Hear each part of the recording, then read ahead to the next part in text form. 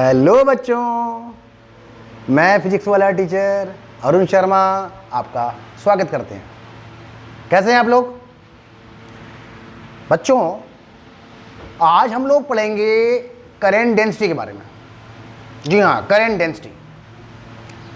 Current density क्या होती है, कैसी क्वांटिटी है करंट डेंसिटी, और इसका और क्वांटिटी से क्या रिलेशन है।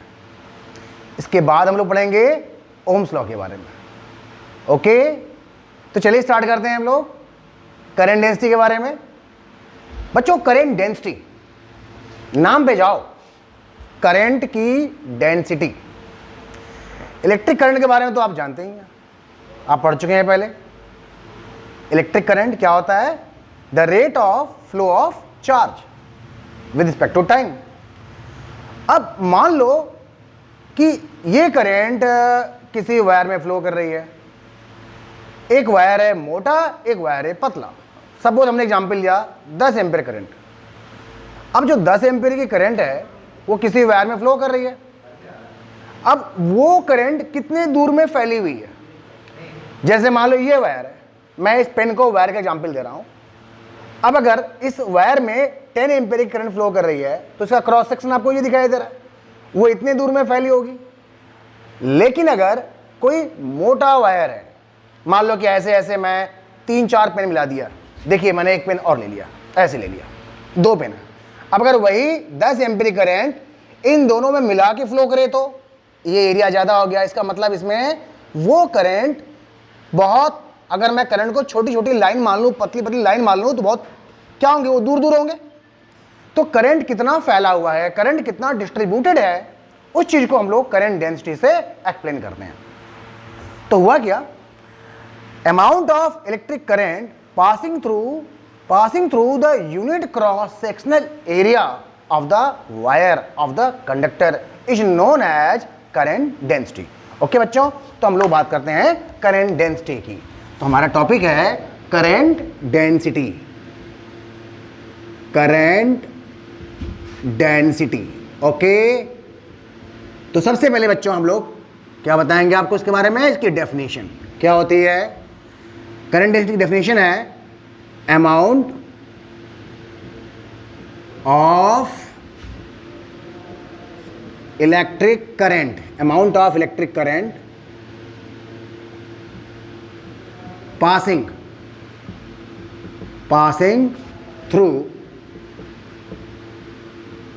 passing through unit cross sectional area of a wire, conducting wire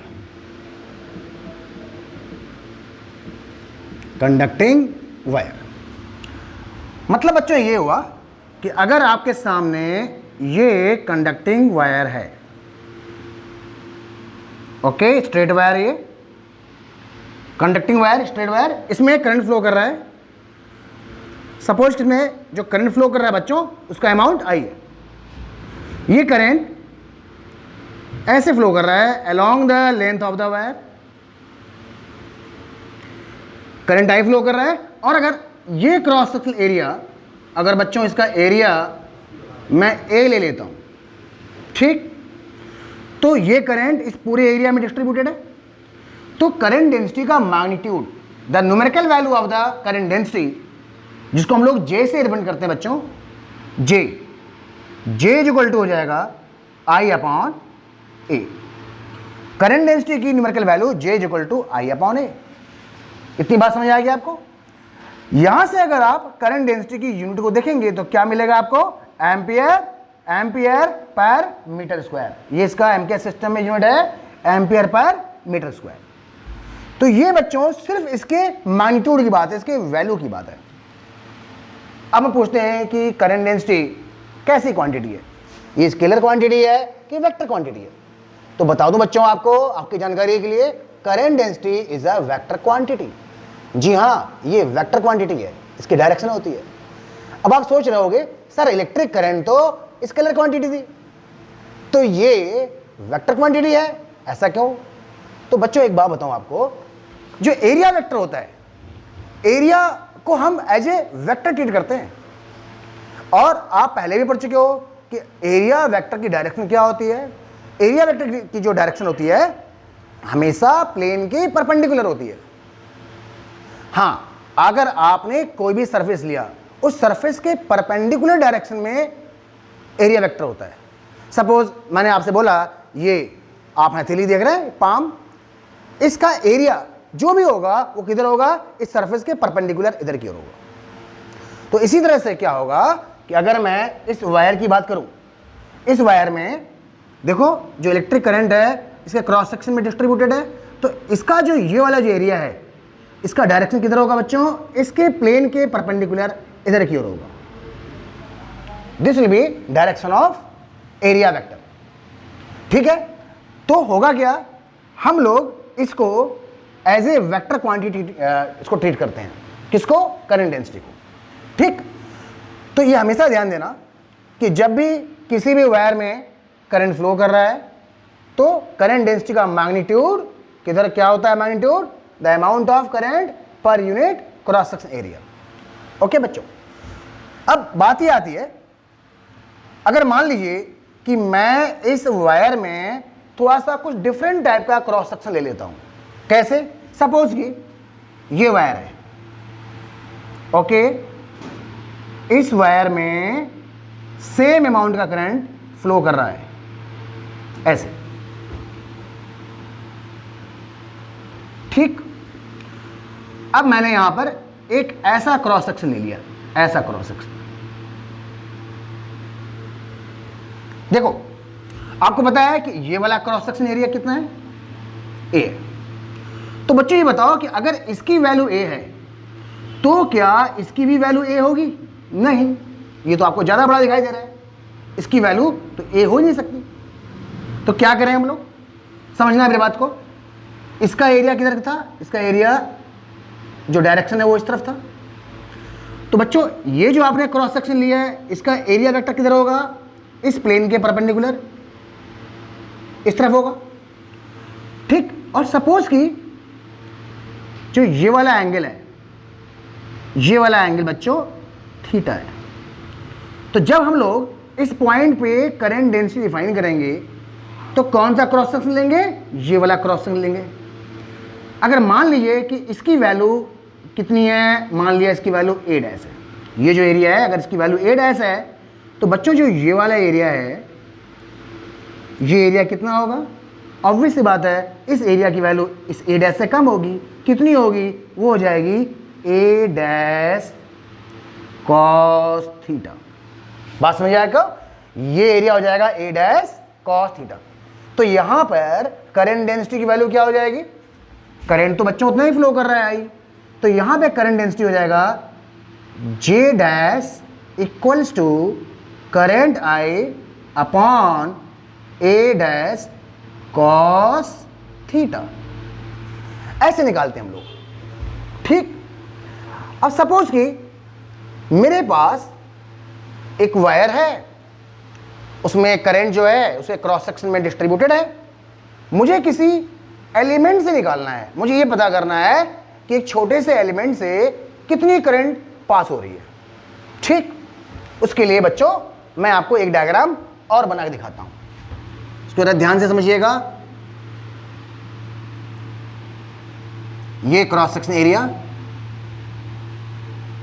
wire है, ये स्ट्रेट वायर, और इस वायर में मैंने ये इसके दो क्रॉस सेक्शन दिखा दिए हैं। ठीक, अब बच्चों इसमें करंट जो भी फ्लो कर रही हो, मैंने क्या किया, एक छोटा सा इसमें एलिमेंट लिया। देखिए ये एलिमेंट लिया, okay, it's a small element.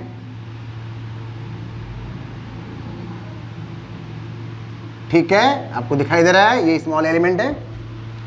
Suppose कि यहां पे करंट डेंसिटी की जो वैल्यू है वो G है, और इसमें जो करंट फ्लो कर रहा है बच्चों, उस करंट एलिमेंट है तो इसमें एलिमेंट्री करंट हमने ले लिया कितनी? DI।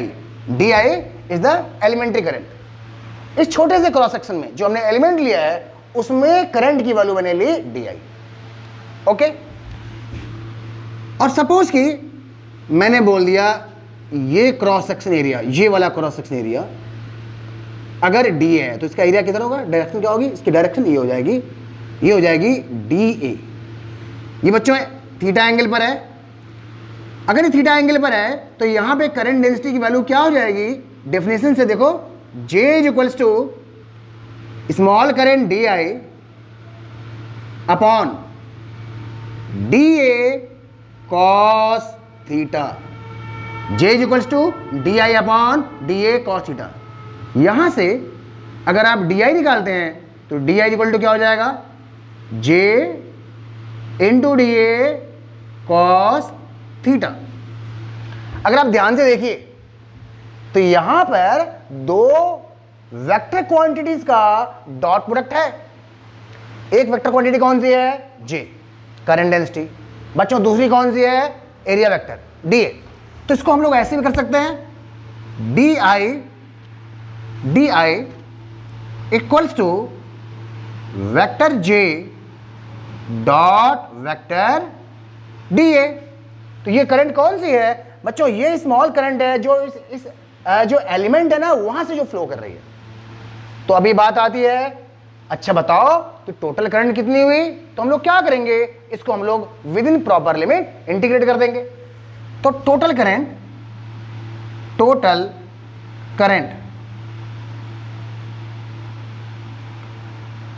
I is equals to integration DI, और ये किसके इक्वल हो जाएगा, ये हो जाएगा बच्चों, मैं इसको यहां लिख रहा हूं, अब ये तो आपने नोट कर लिया होगा।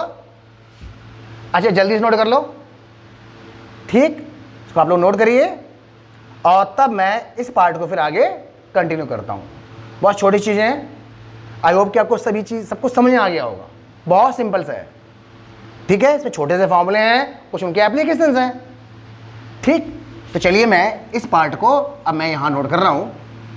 हमने आपको क्या बताया कि I is equals to integration, I equals to integration DI integration vector J dot vector DA, ये हो गया I।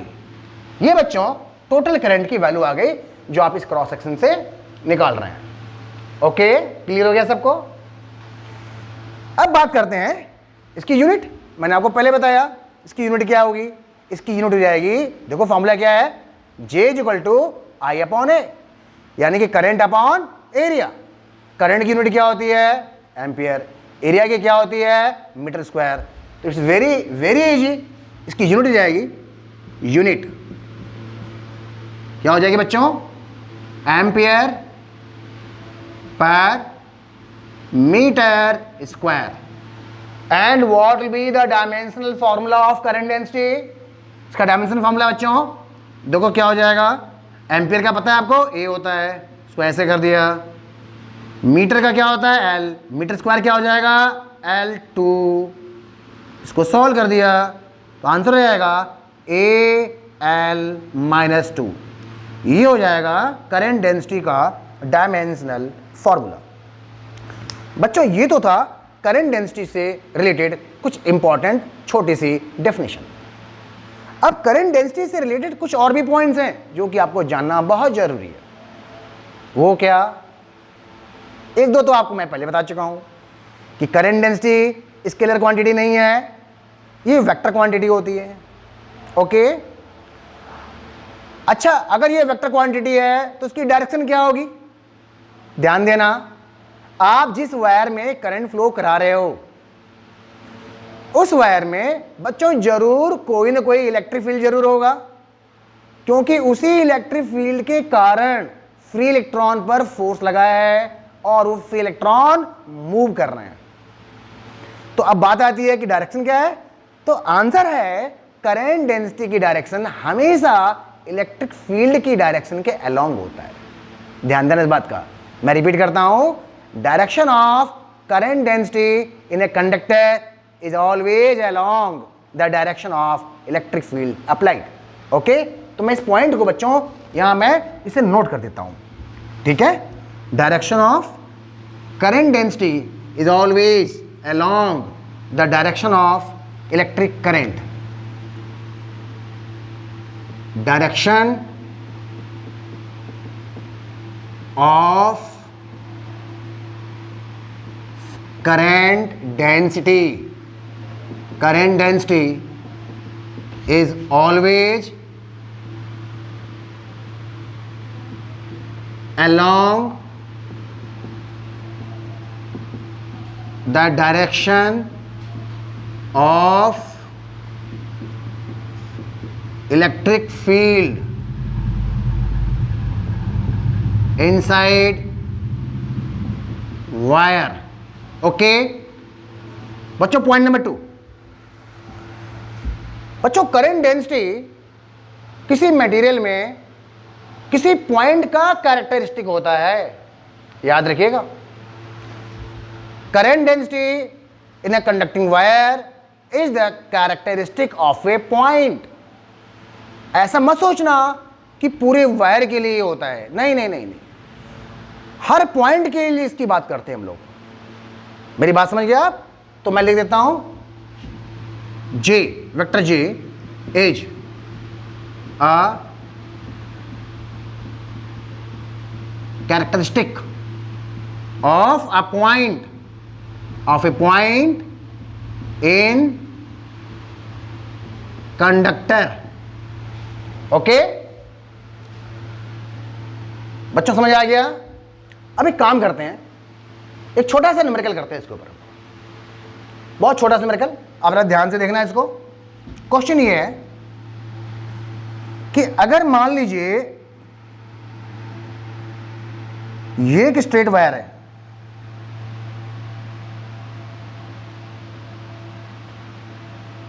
ठीक, इस पूरे स्ट्रेट वायर में करंट आई फ्लो कर रही है, इसका क्रॉस सेक्शन एरिया ए है। अब अगर मैं इस वायर में एक ऐसा स्मॉल वायर कंसीडर कर लेता हूं, कैसा स्मॉल वायर, जो ओरिजिनल वायर के लेंथ के अलोंग है, लेकिन बच्चों इसका क्रॉस सेक्शन एरिया कम है। कितना है? सपोज कि a/4 है। ओके, मेरी बात फिर से सुनिए आप। मैंने एक वायर लिया, उस वायर में करंट आई फ्लो कर रही है, क्रॉस सेक्शन एरिया a है। अब उसी के अंदर मैंने एक वायर और कंसिडर किया, उसका क्रॉस सेक्शन एरिया बच्चों a/4 है। तो क्वेश्चन ये है कि इस अंदर वाले वायर में, अंदर वाले क्रॉस सेक्शन में कितनी करंट फ्लो कर रही होगी। तो देखो, मैं इस इनर वायर को इस तरह से शो कर रहा हूं और इसमें करंट मैंने आइडिया से जूम करके ऐसे देखो क्वेश्चन मार्क लगा दिया। ओके, आपसे ये कह रहा है कि इसका करंट डेंसिटी यूनिफॉर्म है। वैसे भी याद रखिएगा, current density in a straight wire is uniform, constant. तो बच्चों क्या करेंगे हम लोग, सबसे पहले हम इस बड़े वाले वायर का, जो ओरिजिनल वायर है, उसकी करंट डेंसिटी निकालेंगे, फिर अंदर वाले वायर का निकालेंगे, क्योंकि दोनों स्ट्रेट वायर है, और अंदर वाला वायर बाहर वाले वायर के उसके सिस्टम का एक पार्ट है, तो दोनों की जो करंट डेंसिटी होगी वो क्या होगी? सेम होगी। तो क्या करेंगे हम लोग, बाहर वाले वायर का जो करंट डेंसिटी है वो करंट आई अपॉन एरिया कितना हो गया? ए, इक्वल टू अंदर वाले वायर में आपने करंट कितना जूम किया है? I dash. बच्चों एरिया कितना है? a/4। यहां से सॉल्व करेंगे, देखो ए काटम कुट कर दिया, काट दिया मैंने यहां से। अब क्या मिलेगा? ये मिल जाएगा। इसको सॉल्व करिए आप लोग, ये हो जाएगा 4i dash equal to I, then I dash कितना हो जाएगा बच्चों? I/4। इसका मतलब अंदर वाले वायर में करंट की वैल्यू 1/4 है। आ गया समझ में? तो इस तरह से छोटे न्यूमेरिकल इसको ऐसे ही सॉल्व किया जाएगा करंट डेंसिटी से रिलेटेड। अब बच्चों हम लोग बात करते हैं कि ओम्स लॉ क्या है। ओम्स लॉ ओम्स लॉ आप पहले भी पढ़ चुके हैं 10th क्लास में, आपने उसके न्यूमेरिकल भी सॉल्व किए हैं, और आपको यह भी पता होगा कि ओम्स लॉ किस चीज से रिलेटेड है। बिल्कुल सही सोच रहे हैं आप। ओम्स लॉ का रिलेशन किसी वायर के रेजिस्टेंस से है, इलेक्ट्रिक करंट से है, पोटेंशियल डिफरेंस से है। ठीक है, तो चलिए बात करते हैं ओम्स लॉ। देखो बच्चों, होता क्या है, अगर आप किसी भी कंडक्टिंग वायर में इलेक्ट्रिक करंट को फ्लो कराते हैं,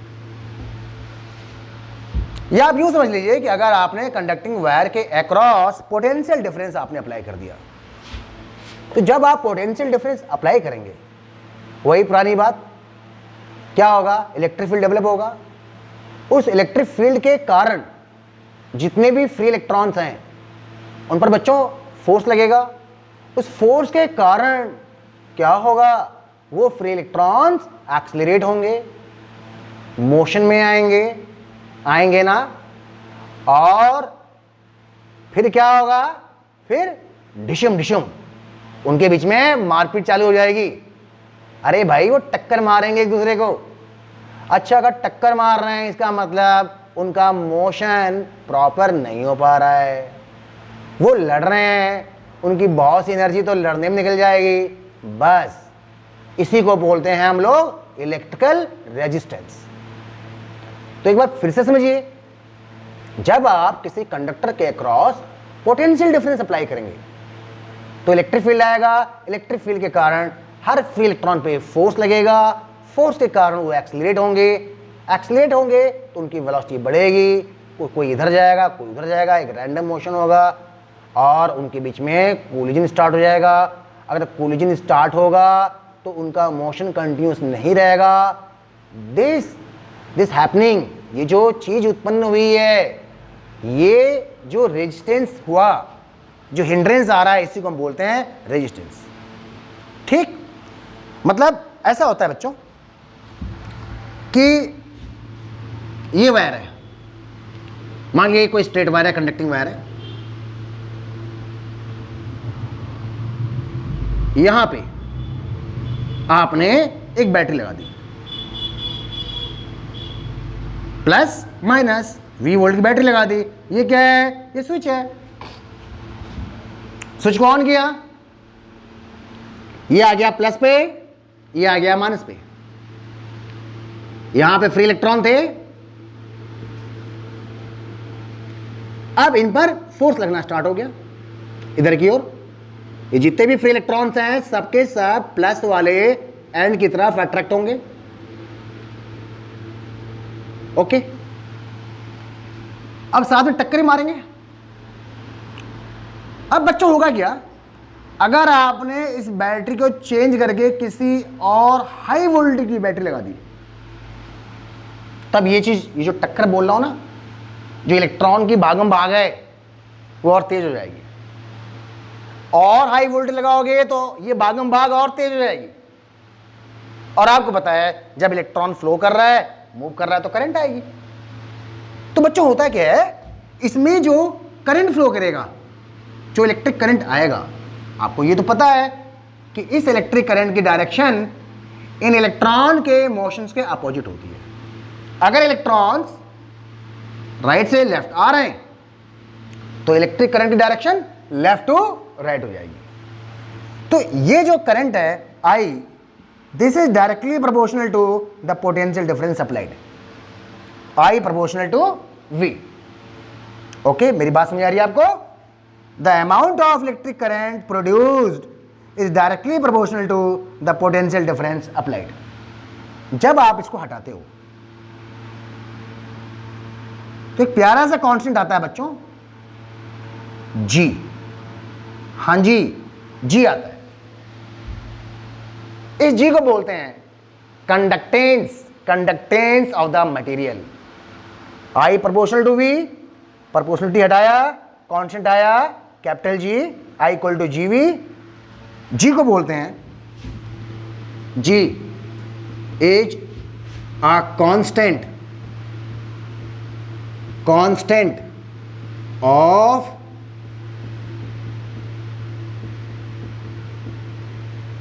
कांस्टेंट ऑफ प्रोपोर्शनलिटी, जी को बोलते हैं, क्या बोलते हैं, कंडक्टेंस, कंडक्टेंस ऑफ वायर या मटेरियल।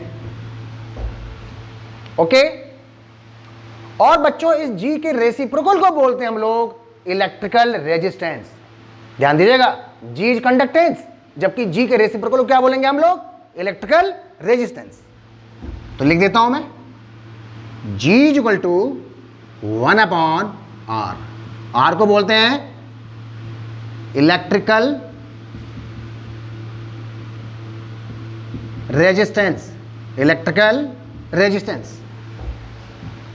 तो इसको हम ऐसे भी कर सकते हैं, जैसे आप लिखा I equal to G V, इसको आप यूं कर लो, V इक्वल टू क्या हो जाएगा, I/G, और V equal to I into R, V equal to I into R. बच्चों ये तो आपने देख लिया, बट एक बात ध्यान देना, ये तभी वैलिड होता है जब उस कंडक्टर की फिजिकल कंडीशंस कांस्टेंट हों, जैसे कि उसका टेम्परेचर, उसकी लेंथ, उसका एरिया ऑफ क्रॉस सेक्शन। जब temperature, length, area of cross section constant होंगी तभी ये रिलेशन वैलिड है, I proportional to V, otherwise कुछ नहीं कहा जा सकता। तो प्रॉपर बच्चों जो ओम्स लॉ हुआ उसका स्टेटमेंट क्या हुआ, स्टेटमेंट हुआ if the temperature, length and cross section area of a conducting wire remains unchanged, then the current in the wire is directly proportional to the potential difference applied। ये आप यूं कह लो, at constant temperature। बाकी चीजें मैं छोड़ रहा हूं, मैं लेंथ और एरिया छोड़ रहा हूं, क्यों, अरे बच्चों अगर टेम्परेचर कांस्टेंट है तो उसके अंदर कोई थर्मल एक्सपेंशन होगा ही नहीं ना, लेंथ बढ़ेगी, लेंथ नहीं बढ़ेगी तो एरिया नहीं बढ़ेगा, एरिया नहीं बढ़ेगा तो उसका वॉल्यूम नहीं बढ़ेगा। तो आप इसे एक बार में ऐसे भी कह सकते हैं, at constant temperature the electric current in the wire is directly proportional to the potential difference applied. At constant temperature, नोट कर लीजिए आप, at constant temperature the electric current in the wire is directly proportional to the potential difference applied, the potential difference applied across the wire। Okay. अब जब आप इस proportionality को हटाते हैं तो कांस्टेंट आता है जी, जी को क्या बोलते हैं, कंडक्टेंस, कंडक्टेंस का रेसिप्रोकल क्या होता है बच्चों, इलेक्ट्रिकल रेजिस्टेंस। अब हम बात करते हैं इसकी यूनिट्स, इसकी यूनिट्स के बारे में जरा देखिएगा। रेजिस्टेंस की यूनिट, ओके, तो चलिए मैं इस चीज को यहां नोट करता हूं, R इज इक्वल टू क्या है, V/I। बच्चों इसको मैं डाल देता हूं पॉइंट नंबर 1, मैं इसमें और भी पॉइंट डिस्कस करूंगा as a note. R equal to V/I, तो ये हो जाएगा, इसकी यूनिट क्या होती है, वोल्ट, ओके, वोल्ट। बच्चों इसकी क्या होती है, एम्पियर, तो वोल्ट पर एम्पियर, वोल्ट पर एम्पियर किसकी यूनिट हो गई, इलेक्ट्रिकल रेजिस्टेंस की। इसके और भी यूनिट होते हैं, लेकिन इसका जो ऐसा यूनिट होता है उसको हम लोग बोलते हैं ओम, OHM, ओम, और OHM, ओम। और इस ओम को कैसे रिप्रेजेंट करते हैं, इस ओम को रिप्रेजेंट करते हैं इस सिंबल से, ये ओम का सिंबल होता है बच्चों। और भी इसकी यूनिट हो जाएंगी, देखो और चीज क्या यूनिट हो सकती है, जैसे आपको पता है वोल्ट क्या होता है, पोटेंशियल डिफरेंस, ये होता है work done upon charge, potential difference equals to work done upon charge. Work done क्या होता है बच्चों, जूल, चार्ज क्या होता है, कूलॉम। तो अगर मैं यहां से इसकी यूनिट निकालता हूं, आर की यूनिट यहां से निकालता हूं, तो क्या निकलेगा, वो निकलेगा, यहां क्या कर सकते हैं आप, जूल पर कूलॉम, जूल पर कूलॉम एम्पियर, जूल पर कूलॉम एम्पियर, ये भी इसकी यूनिट है। ये ये सब बराबर है, इन सब की वैल्यू सेम होती है। बात समझ आ गया बच्चों? आइए हम लोग रेजिस्टेंस के बारे में बात कर रहे हैं, अब हम इसके नोट नंबर 2 की बात करते हैं। उस नोट नंबर 2 में क्या है बच्चों कि किसी भी कंडक्टिंग वायर का रेजिस्टेंस उसकी लेंथ, उसके एरिया पर कैसे डिपेंड करता है, उसकी जो फिजिकल कंडीशंस हैं उस पर कैसे डिपेंड करता है। तो जरा देखिए इसको बच्चों, अगर कोई आपके पास कोई कंडक्टिंग वायर है, स्ट्रेट वायर है, तो उस कंडक्टिंग वायर का रेजिस्टेंस उसके लेंथ के डायरेक्टली प्रोपोर्शनल होगा। मतलब उस वायर की लेंथ जितनी ज़्यादा होगी उसका रेजिस्टेंस उतनी ज़्यादा होगा। तो मैं लिख देता हूं नोट नंबर 2, ये स्ट्रेट वायर है, स्ट्रेट कंडक्टिंग वायर, ये बच्चों से क्रॉस सेक्शन एरिया है, इसको मैंने देखो इस तरह से शो कर दिया। ओके, इसकी लेंथ मैंने L मान ली, let the length is L and let the area of cross section is A। Electric current is flowing in this way. देखो करंट ऐसे एंटर कर रही है, हमें ये बताना पड़ेगा कि करंट की एंट्री किधर से हो रही है। जिस डायमेंशन के अलोंग करंट जा रहा हो उसी को हम लोग लेंथ L लेके चलेंगे। याद रखिएगा इस बात को।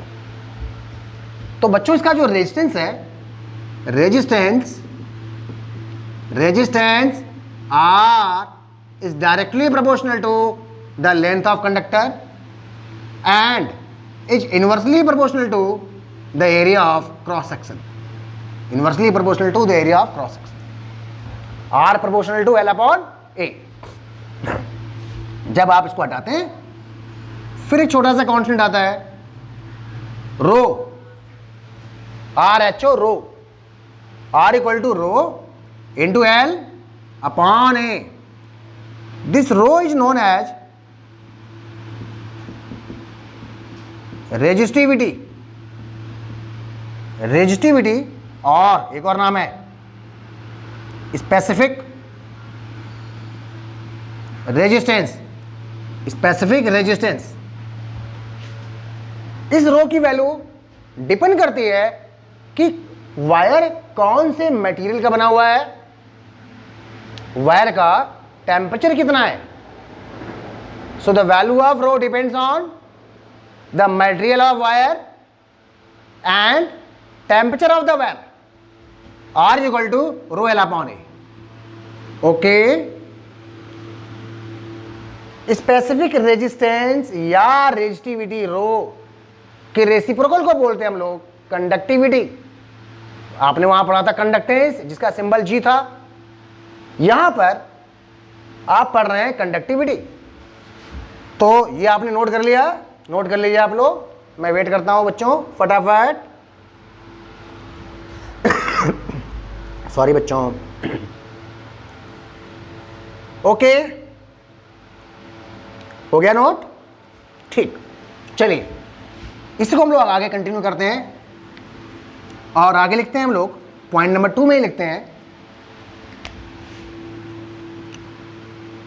Reciprocal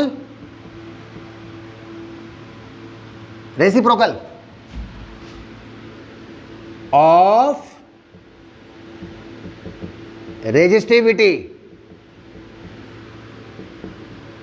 is known as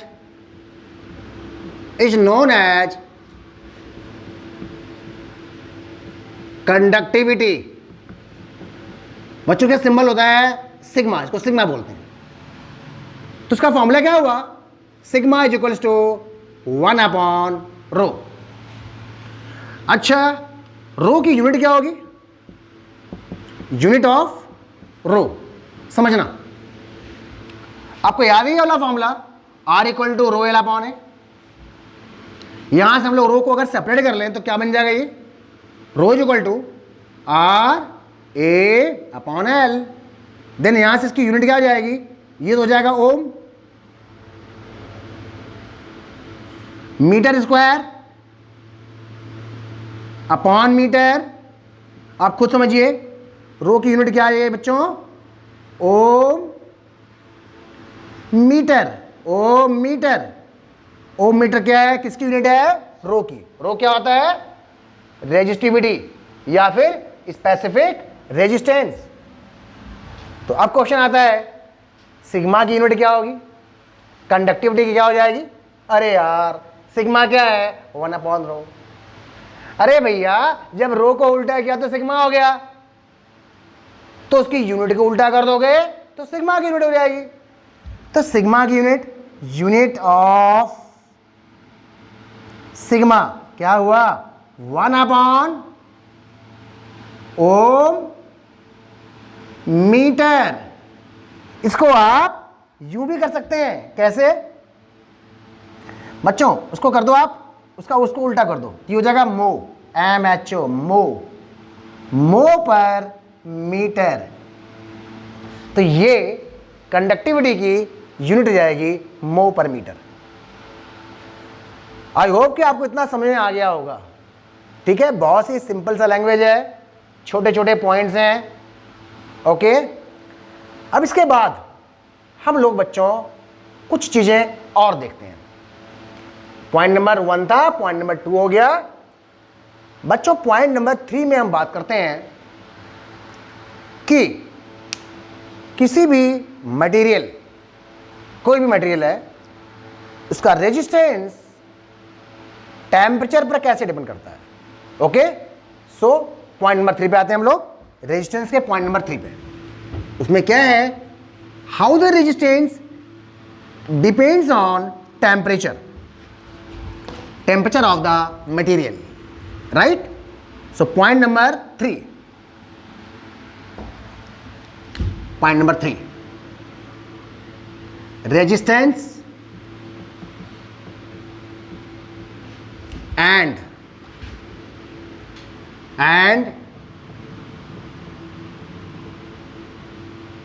temperature. बहुत सिंपल सी बात है, अगर आप टेम्परेचर बढ़ाते हैं तो रेजिस्टेंस बढ़ जाएगा। कैसे बढ़ जाएगा, तो हमें उसके लिए पहले रेजिस्टेंस के ऊपर आना पड़ेगा कि रेजिस्टेंस होता क्या है, क्यों आता है रेजिस्टेंस, हम किस बला को रेजिस्टेंस कहते हैं। आपको मैंने अभी बताया थोड़ी देर पहले कि जब किसी वायर में करंट फ्लो करता है, तो बच्चों जब करंट फ्लो कर रहा है तो फ्री इलेक्ट्रॉन मूव कर रहा है। बच्चों जब फ्री इलेक्ट्रॉन मूव कर रहे हैं तो ऑब्वियस बात है उनका आपस में कोलिजन भी होगा। तो जब कोलिजन हो रहा है तो एक तरह से अपनी पूरी एनर्जी को वो ट्रांसफर नहीं कर पा रहे हैं। अब अगर आपने टेम्परेचर बढ़ा दिया तो उनके पास एनर्जी आएगी, ज्यादा एनर्जी आएगी तो उनकी वेलोसिटी बढ़ेगी तो अब वो टक्कर और तेज टक्कर मारेंगे। जो टक्कर पहले धीमे हो रहा था अब वो तो तेज हो जाएगा, नहीं हो जाएगा, तो अब वो आपस में ज्यादा कोलाइड करेंगे। अरे बच्चों ऐसे मान लो कि आपको हम एक कमरे में बंद कर दें, ठीक, कहीं से कोई दरवाजा नहीं, अभी टेम्परेचर नॉर्मल है, आप आराम से बैठ के बातें कर रहे हैं, थोड़ा बहुत वॉक भी कर रहे हैं, ठीक। अब मैं उस कमरे का टेम्परेचर धीरे धीरे बढ़ाना चालू कर दिया, तो जब टेम्परेचर बढ़ेगा तो आप थोड़े थोड़े परेशान होने लगोगे, है ना। अब और बढ़ा दिया टेम्परेचर तो आप अपनी जगह से उठ जाओगे। जो वॉकिंग आप पहले धीमे धीमे कर रहे थे अब तो आप फास्ट करोगे, हो सकता है आपस में टक्कर ही मारो। अब अगर मैं टेम्परेचर और बढ़ा दिया तो अब क्या होगा, अब आप बहुत जल्दी जल्दी मूव करेंगे, आपके टक्कर पहले से बढ़ जाएंगे। अब अगर मैं टेम्परेचर और बढ़ा दिया तो अब आपके कोलिजन्स पहले से ज़्यादा हो जाएंगे। तो जब ज़्यादा हो जाएंगे तो वो कोलिजन्स आपके रास्ते को रोकने की कोशिश कर रहे हैं, आपके फ्लो को रोकने की कोशिश कर रहे हैं। That is a type of hindrance, जो कि आपके रास्ते में रुकावट है। बस बच्चों यही चीज़ यहां पर भी है। जब मैं किसी कंडक्टर का, किसी मटेरियल का टेम्परेचर बढ़ाऊंगा तो फ्री इलेक्ट्रॉन्स के अंदर एक्स्ट्रा एनर्जी आएगी, जिससे वो ज़्यादा तेज मूव करेंगे। ज़्यादा तेज मूव करेंगे तो उनका कोलिजन रेट फास्ट होगा। जब कोलिजन रेट फास्ट हो रहा है तो हिंड्रेंस फास्ट हो गया, उनके रास्ते में रुकावटें ज़्यादा आ गई। बस इसी रुकावट को तो हम रेजिस्टेंस बोलते हैं। तो समझ गए आप? तो याद रखिएगा, टेम्परेचर बढ़ाने पे कंडक्टर का रेजिस्टेंस इंक्रीज होता है। अच्छा, कैसे, क्या रिलेशन है? तो याद रखिएगा बच्चों, मान लीजिए कि ये कोई कंडक्टर है, क्या है? कंडक्टिंग वायर, और अभी इसका टेम्परेचर T1 डिग्री सेल्सियस है। Let at T1 degree Celsius resistance is R1। बच्चों मैंने टेम्परेचर बढ़ा दिया, T1 से T2 कर दिया। Eight T2 degree Celsius, T1 से ज्यादा है, greater than T1। At T2 degree Celsius resistance is R2। तो बच्चों जो रेजिस्टेंस में चेंज हुआ है, change in resistance, change in resistance delta R, delta R is directly proportional to the initial resistance R1। याद रखिएगा ऑलवेज, चेंज इन रेजिस्टेंस हमेशा initial resistance के डायरेक्टली प्रोपोर्शनल होगा। साथ में change in resistance delta R is directly proportional to the change in temperature delta T degree Celsius.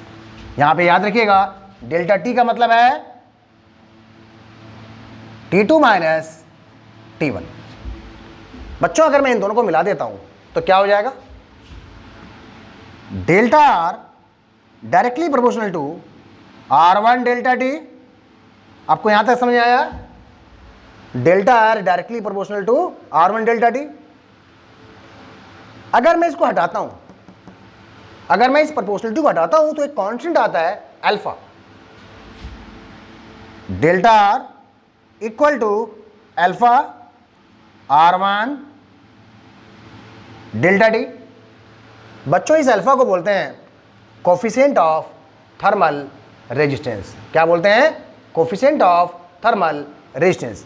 तो आप इसे पहले नोट कर लीजिए फटाफट, मैं आपका वेट कर रहा हूं।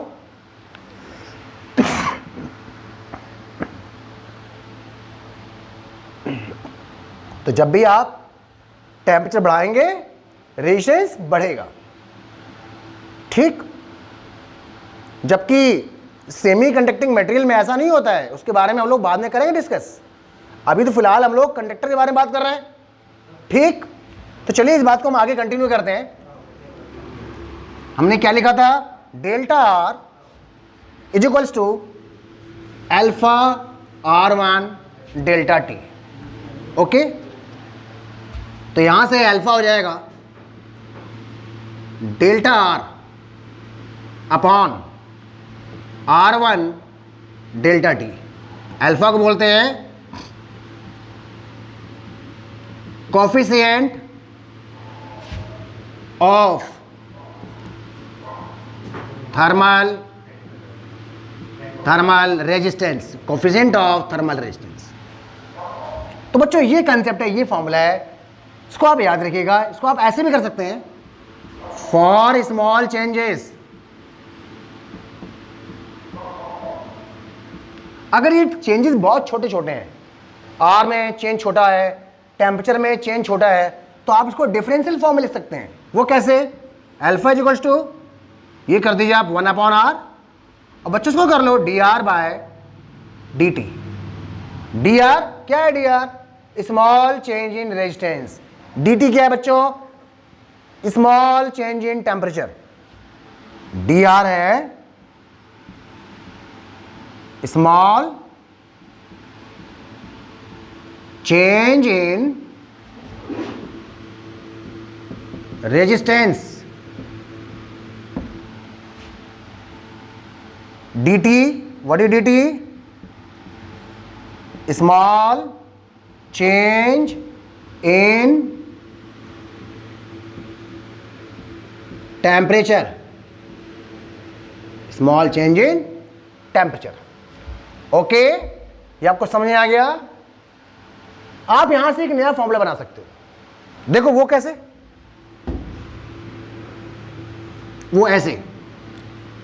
आपने भी क्या पढ़ा? Delta R equals to R1 delta T into alpha. बच्चों डेल्टा आर क्या है? R2 minus R1 equals to R1 into alpha into delta T. ठीक, आप यहां से R2 निकाल लो। R2 की वैल्यू क्या हो जाएगी? उसको इधर ले जाइए। R1 plus R1 alpha delta T. R1 आप कॉमन लो तो R2 equal to R1 common लिया आपने, क्या मिला? 1 प्लस एल्फा डेल्टा टी। इस फॉर्मूले से आप किसी डिफरेंट टेम्परेचर पर रेजिस्टेंस की वैल्यू को फाइंड आउट कर सकते हैं। ठीक है बच्चों, आई होप कि आपको ये लाइन भी समझ में आ गई होगी। ठीक है, ये क्या था? ये रेजिस्टेंस का टेम्परेचर के साथ वेरिएशन था। ठीक है, अब बच्चों इसके बाद कुछ और भी पॉइंट्स हैं, वो देखिए आप। वो पॉइंट्स क्या हैं, किस चीज से रिलेटेड है भाई? भाई टॉपिक तो वही है कि रेजिस्टेंस पर किन किन चीजों का क्या क्या फर्क पड़ रहा है ना? तो एक बात और है बच्चों, हम यह बात कर रहे हैं रेजिस्टिविटी की। जिस तरह से रेजिस्टेंस चेंज होता है, रेजिस्टिविटी भी उसी तरह से चेंज होती है। इनफैक्ट मटेरियल, अगर कोई मटेरियल है, आप उसको हीट कर रहे हो, उसको टेम्परेचर बढ़ा रहे हो, तो उसकी रेजिस्टिविटी ही पहले चेंज होती है। R इक्वल टू होता है रो एल अपॉन ए। जब रेजिस्टिविटी चेंज होती है तो रेजिस्टेंस भी चेंज होता है। ठीक है, यही बात आपसे बतानी थी। तो हम आज के लेक्चर में इतना ही करते हैं। आज के लेक्चर में मैंने आपको करंट डेंसिटी बताया और क्या बताया? रेजिस्टेंस के बारे में बताया, ओम्स लॉ के बारे में बताया। ठीक, तो आप क्या करेंगे? इस पूरे लेक्चर को ध्यान से सुनेंगे, इसके कंसेप्ट्स को आप रिवाइज करेंगे और उसके बाद आप इसके जो न्यूमेरिकल्स हैं वो सॉल्व करेंगे। आप लोग अच्छे से रिवाइज करेंगे। आपको कोई डाउट होगा आप वो पूछेंगे। आज के लेक्चर में आपको बस इतना ही पढ़ना है बच्चों। एक और बात है, पढ़िए, मन से पढ़िए, बहुत ध्यान से पढ़िए। इतना पढ़िए कि आप हर चीज आपको तैयार हो जाए। एक एक छोटे पॉइंट्स को अच्छे से रिवाइज करिए, क्योंकि जब तक आप मेहनत नहीं करेंगे आपको कुछ भी हासिल होने वाला नहीं है। एक बात बताऊं आपको, याद रखिएगा, शेर तो बहुत ताकतवर होता है, ठीक है ना? एटलीस्ट जंगल के काफ़ी जानवरों से, कुछ एक जानवरों से या बहुत से जानवरों से ज़्यादा ताकत तो होती है, लेकिन फिर भी उसे जब किसी को मारना होता है उसे उठना पड़ता है, मेहनत करनी होती है, दौड़ लगाना पड़ता है। तो सोए हुए सिंह के मुंह में मृग यानी कि हिरण अपने आप नहीं आता बच्चों, उसको भी मेहनत करना पड़ता है। तो आपको भी मेहनत करनी है और बहुत अच्छे से मेहनत करनी है। आप ध्यान से पढ़िए, ठीक? आपको कोई भी प्रॉब्लम होगी आप मेरे साथ हमेशा जुड़े रहिए, और आपके अगर कोई डाउट्स होंगे तो आप हमसे पूछिएगा, किसी भी टाइम पूछ सकते हैं आप लोग, ठीक है? अच्छे से रिवाइज करिए। ओके, बाय बच्चों, बाय।